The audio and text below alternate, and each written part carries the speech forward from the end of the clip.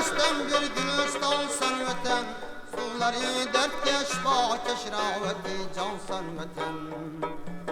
Köylese işkim her satri bulur destan vatan.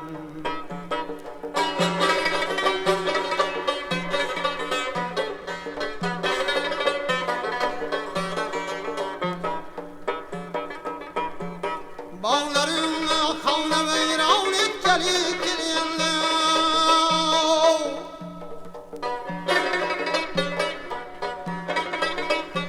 şelleri kürek girir yolu geliyenler.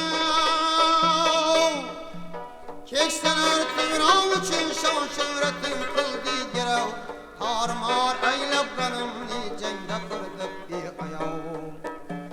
Köylesen işkinler satri bulur destan vatan.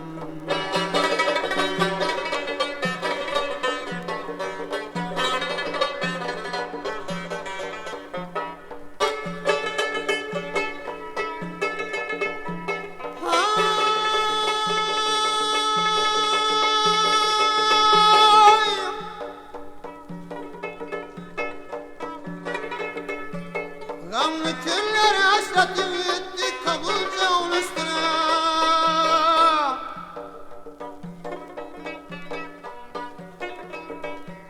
Kahrımızdan yağdırıp ok eli düşman üstüne. Bir temizdir bir yine alır ediyargan üstüne. Şöhretin kıldık himaya kan tüküp kan üstüne. Köylesen işkinler satri bulur destan vatan. Köylesen işkinler satri bulur destan vatan.